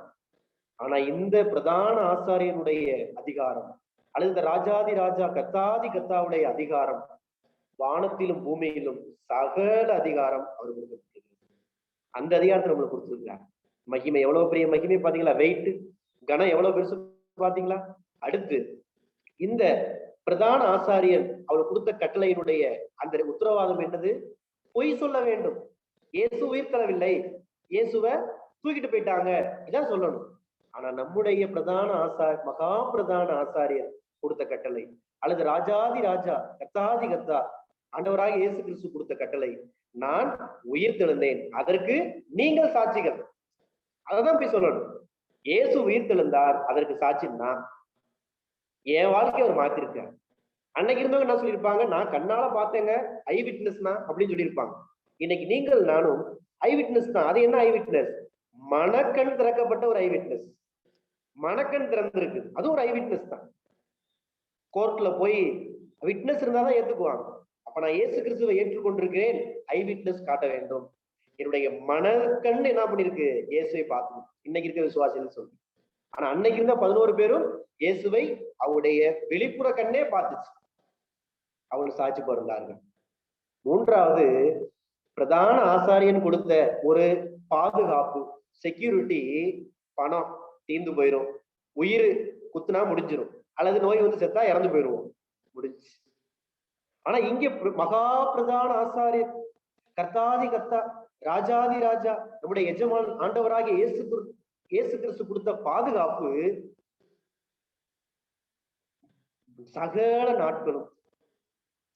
நாட்களும் பூமி முடிகிற வரைக்கும். அடுத்து நான் உன் கூடவே இருப்பேன். எவ்வளவு பெரிய ஒரு பாதுகாப்பு!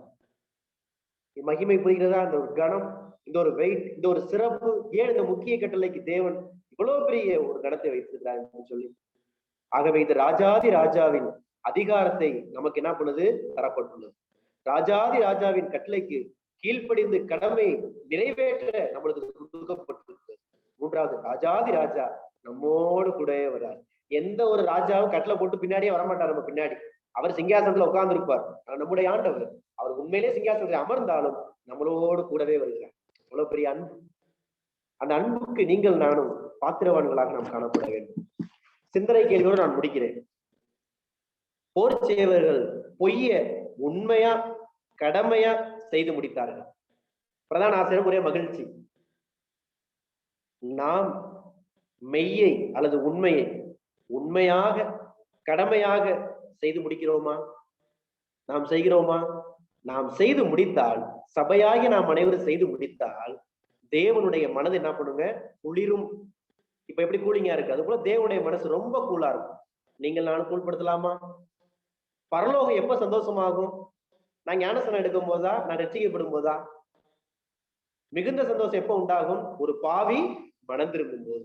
அப்ப என்னால ஒரு பாவி மனம் திரும்பினா பரலோகமே சந்தோஷம் உண்டாகும்.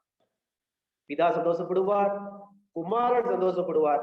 நான் மரித்தது வீணாகவில்லை, ஒருத்தன் வந்துட்டான்னு சொல்லி சந்தோஷப்படுவார். ஆவியானவர், நான் இவ்வளவு போராடினே, ஒருத்தன் வந்துட்டான், வெரி குட். பிதா என்ன சொல்லுவாரு? வெரி குட், நான் என் மகனை அனுப்புனேன், ஒருத்தன் ஏற்றுக்கொண்டுட்டான், சந்தோஷப்படுவாங்க. ஆனா இன்னொன்னு சொல்லவா? தூதர்கள் சந்தோஷப்படுவாங்க. இன்னொன்னு சொல்லவா? தேவனுக்கு சிந்தனை என்ன ஓடும் தெரியுமா? இந்த பாவி மனம் திரும்ப யார் காரணம்? சபை, தேவனுடைய சரீரம், அதுல யாரோ ஒருத்தர் என்ன பண்ணிருக்காங்க, ஏதோ ஒரு அவயம் வேலை செய்திருக்கிறது. அதுல நீங்கள் நானும் இருக்கணும். இருந்தா எவ்வளவு பெரிய ஒரு சந்தோஷம் நம்மளை படைத்த தேவனுக்கு உண்டாகும். நீங்களும் அவருடைய கோவர்க்கர், அவருடைய பணியை நம்ம தொடர்றோம். அவர் பரலோகம் போயிட்டார், நீங்களும் இந்த பணியை முடிச்சு என்ன பண்ணணும்? பரலோகம் நம்ம செல்ல வேண்டும். ஆகவே இந்த போர் சேவர்கள் உண்மையாய் பொய்ய சொல்லி முடிச்சுட்டாங்க. அவங்க டாஸ்க் முடிச்சுட்டாங்க. நீங்கள் நான் நம்முடைய டாஸ்கை முடிக்க வேண்டும். ஆண்டவர் கொடுத்த முக்கிய கட்டளையுடைய மகிமையை நாம் கற்றுக்கொண்டோம். இந்த ராஜாதி ராஜாவுடைய கட்டளையை நாம் நிறைவேற்றி அவருடைய மனதை குளிர பண்ணலாமா? ஒரு சவாலோடு கூட, ஒரு ஒப்பு கொடுத்தலோடு கூட நம்ம இங்க இருந்து என்ன பண்ணுவோம்? கடந்து செல்வோம். ஒரு பாடலை பாடி நான் முடிக்கிறேன். இயேசு கிறிஸ்துவின் நம் சீடராகுவோம், விசுவாசத்தில் முன்னடப்போம். இனி எல்லாருமே அவர் பணிக்கெனவே ஒன்றாய் என்னாலும் உழைத்திடுவோம். நம் இயேசு ராஜாவே இதோ வேகம் வராரே, அதிவேகமாய் செயல்படுவோம். நம் இயேசு ராஜாவே இதோ வேகம் வராரே, அதிவேகமாய் செயல்படுவோம். மனிதர் யாரிடமும் பாசம் காட்டுவோம், இயேசு மந்தைக்குள் அழைத்திடுவோம். அதி உற்சாகமாய் அதி தீவிரமாய் இயேசு பாதையை செவ்வையாக்குவோம். நம் இயேசு ராஜாவே இதோ வேகம் வராரே, அதிவேகமாய் செயல்படுவோம். சாத்தானின் சதிகளை தகர்த்திடுவோம், இனி இயேசுவுக்காய் வாழ்ந்திடுவோம். இந்த பார் முழுதும் இயேசு நாமத்தையே எல்லா ஊரிலும் எடுத்துரைப்போம். நம் இயேசு ராஜாவே இதோ வேகம் வராரே, அதிவேகமாய் செயல்படுவோம். ஆவி ஆத்மா தேகம் அவர் பணிக்கே, இனி நான் அல்ல அவரே எல்லாம் என முடிவு செய்தோம், அதில் நிலைத்திருப்போம், அவர் நாளினில் மகிழ்ந்திடுவோம். நம் இயேசு ராஜாவே இதோ வேகம் வராரே, அதிவேகமாய் செயல்படுவோம். நம் இயேசு ராஜாவே இதோ வேகம் வராரே, அதிவேகமாய் செயல்படுவோம். பிரியமானவர்களே, நம் இயேசு ராஜா, நம்மளுக்கு கட்டளை கொடுத்த ராஜா அதிவிரைவாக வரப்போகிறார். அவர் எதிர்பார்க்கிறது அவருக்கென்று ஒரு மக்கள் கூட்டம். அவர் ஆளுகை செய்ய மக்கள் தேவை. இடம் ரெடியா இருக்குது இந்த பூமி, ஆனா ஆளுகை செய்ய மக்கள்கள் தேவை. அந்த மக்களை பிடிக்கிற பணி உங்களுக்கு என்ன கொடுத்திருக்கிறாங்க. நீங்களால என்ன பண்ணணுமா? சென்று அவருடைய ராஜ்யத்துக்கு மக்களை அழைக்க வேண்டும். பாக்கிலாம் தேவன் பார்த்துக்குவார். அவர் மக்களை கொண்டு வந்துடுவார், அவர் எல்லாமே செய்வார். நம்முடைய பணி இந்த முக்கிய கட்டளையை நாம் நிறைவேற்றி தேவனுடைய மனதை என்ன பண்ணுவோம்? நம்ம குளிர செய்ய கர்த்தர் நம்ம அனைவருக்கு என்ன பண்ணட்டும்? உதவி செய்வாராக. அவருடைய நாம மாத்திரம் நம்ம எல்லாரும் மூலம் மகிமை அடைவதாக. ஆமென். Thank you.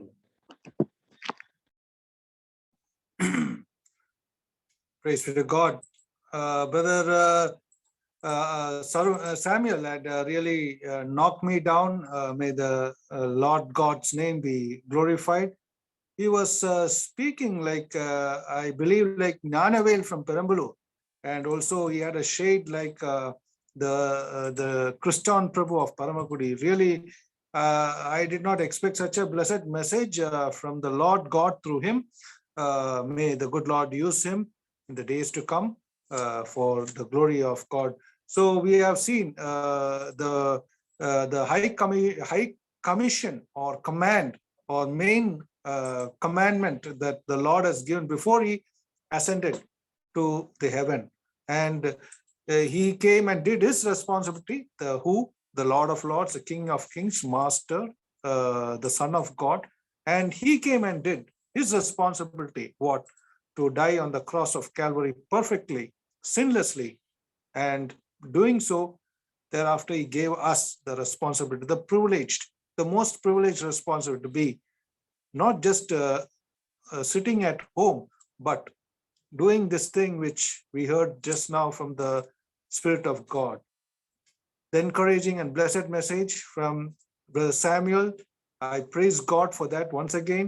I have heard him on the 2 minutes, 3 minutes on the social media, but yet today it was great. May the good Lord use him. The authority, only Christ can give the real authority, the true authority. No one else can give us authority. All the other authorities are fake. It's limited. But this is really vast, unlimited. And that is because he's a creator God, as we see in Colossians. Then next is the responsibility we have. Go preach. We have to go from our homes just to the neighborhood. First, we have to be ourselves a Christian before we can tell others about the Lord. So we have to be a witness about the Lord, testimony about the Lord first, and that we have to do it. And then make disciples, baptize in the church once they join the church. And the fourth responsibility is to teach them, to strengthen them in the word of God. So these are the responsibilities we have seen. Then the security that we get in the Lord is so great. The eternal security, that is something special. The glory that we have in the whole of this that we have is so wonderful. So let us understand all these points really well, that it is the real truth that we are carrying on. It's not fake, it's not bogus, it is not lies, it's truth. You know what the chief priest did? They told the soldiers to tell lies, giving money. That is what's happening in these days. And that has been following now. But now it's our responsibilities not to be afraid, but to go and tell others, this is it. This is the truth. The Lord Jesus risen and he's going to come back again. Yes, so told that, no? Let us be very straightforward in our hearts. He's told, I'll come back again quickly. So we read that in Revelations. So let us make ourselves also strong and more really great in our faith, so that we can move others for the glory of God. That's what is brethren is, no? Brethren movement. It's not a denomination. Are we moving? If we have to move a mountain, then we have to have a great faith in the Lord. May the good Lord continue to use us. We thank Brother Samuel once again. Brother, we thank you in the Lord for the blessed message God has brought through you. May the good Lord continue to use you in that place near Pudukkottai. We praise God for this evening Bible study. Now, we also thank Brother James Joseph and family, the two children, for having been with us and enabled and glorified God through the songs. We praise God for that. And we also thank the dear ones who prayed, and then the ones who have been with us, out the participants. May the good Lord strengthen you with the word of God, with the Bible verses, with the good thoughts, so that you can go strengthened in the Lord to tell the good news to others and also to teach others for God's glory. Now we are closing here the Bible study, this 4th and 3rd. Please pray for tomorrow evening. Brother Kristan Prabhu is coming. So from Paramakudi, may the good Lord enable us to listen to yet another wonderful Bible study message, so that let us not just be hearers, but also be doers for the glory of God. Now for the closing prayer, I request from Tiruvarur, our dear brother V.K. Devadas. He introduced me to Brother Samuel Evangelist from near Pudukkottai. I thank Brother V.K. Devadas from Tiruvarur for introducing me to Samuel. Brother, over to Tiruvarur to Brother V.K. Devadas, uncle, the elder of that assembly. எங்கள் அன்பு பரிசும் கிருபை இருக்கும் நல்ல ஆண்டவரே, அருமையான அந்த இரவு வேளைக்காக ஸ்தோத்திரிக்கிறோம். தொடர்ந்து உம்முடைய தாசன் மூலமாக அநேக பரிசுத்தவான்களை அழைத்து ஆண்டவரே தேவனுடைய வார்த்தைகளை பகிர்ந்து கொடுத்து அநேகர் பலப்படவும், ஆண்டவரே அநேகருக்கு ஆண்டவரே இந்த காரியங்களை கொடுத்து வெளிப்படுத்தவும் கூட ஆண்டவரே செய்து வருகிற இந்த ஆண்டவரே இணையதளத்தின் மூலமாக இந்த ஊழியத்துக்காக ஸ்தோத்திரிக்கிறோம். அருமையான சந்தோஷ் ஜான்சன் கூட ஆண்டவரே இப்படியாக அந்த குடும்பம் சபையார் ஆண்டவரை எடுத்துக்கொண்டிருக்கிற அன்புள்ள பிரயாசங்களை நீர் ஆசீர்வதித்து தொடர்ந்து நடத்துவதற்கு வேண்டிய கிருபைகளை செய்து வருவதற்காக ஸ்தோத்திரம். இப்பொழுதும் கூட ஆண்டவரை செய்து கொடுத்த மகனுக்காக நாங்கள் ஜெபிக்கிறோம். சிறு வயதிலே கூட தன்னை முழுவதுமாக தேவனுடைய சமூகத்திலே ஆண்டவரே அவர் தன்னை ரூபகரப்படுத்தி தேவனுடைய ஊழியத்துக்கென்று ஒப்பு கொடுத்து அந்த ஊழியத்தை ஆண்டவரே உண்மையும் உத்தமமாக ஆண்டவரே தன்னித்த வாலிபர்களோடு சேர்ந்து நிறைவேற்றி வருவதற்காக ஸ்தோத்திரிக்கிறோம். அந்த நாளில் கூட செய்தி கொடுக்கும்படியாக அழைத்த போது அவர் மூலமாக ஆண்டவரே கர்த்தாவே அந்த திருடர்கள் கர்த்தாவே அவர்கள் பொய்யை சொல்ல சொன்னார்கள். அவர் பொய்யை உண்மையாக சொன்னார்கள். ஆனால் உண்மையை நாங்கள் உண்மையாக சொல்ல வேண்டியவர்களாக இருக்கிறோம் என்பதை அவர் மூலமாக வெளிப்படுத்தினேன். கர்த்தாவே அந்த உண்மையான தேவனுடைய வார்த்தையை ஆண்டவரே அதை நாங்கள் ஒவ்வொருவருக்கும் நாங்கள் சொல்ல கடமைப்பட்டவர்களாக இருக்கிறோம். அவர் ஆண்டவரே அதைத்தான் எங்களிடத்திலே சொல்லி சென்றிருக்கிறார். கர்த்தாவே அப்படியாக ஆண்டவரே இந்த உலகத்திலே எங்களுடைய வாழ்க்கையில நாங்கள் ஆண்டவரே ஒவ்வொருவருக்கும் அதை அறிவித்து அதன் மூலமாக பரலோகம் மகிமைப்படத்தக்கதாக மகிழ்ச்சி அடையத்தக்கதாக எங்களுடைய வாழ்க்கை இருக்க எங்களுக்கு வேண்டிய கிருபைகளின் தான் இந்த நாளிலே கூட அந்த வார்த்தைகளை உங்களுடைய மகன் மூலமாக பேசினதற்கான ஸ்தோத்திரம். அவரையும் அவருடைய மனைவியும் குடும்பத்தையும் அவருடைய பெற்றோரையும் அவருடைய கூடி வரும் திருச்சபை என்னை ஆசீர்வதிக்கவேன்மாறு நாங்கள் ஜெபிக்கிறோம் சுவாமி. கர்த்தாவே இந்த இணையத்துல இணைந்திருக்கிற ஒவ்வொருவரையும் அப்படியாக நீர் ஆசீர்வதியும்.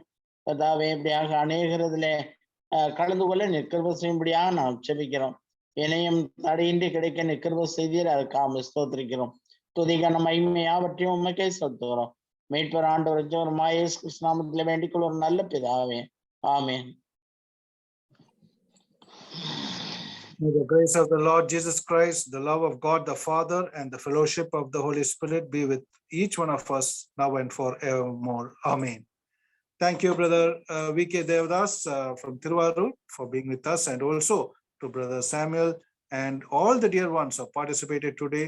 May the good Lord be with all of us, and also to the singers, James Joseph and family. Thank you and God bless.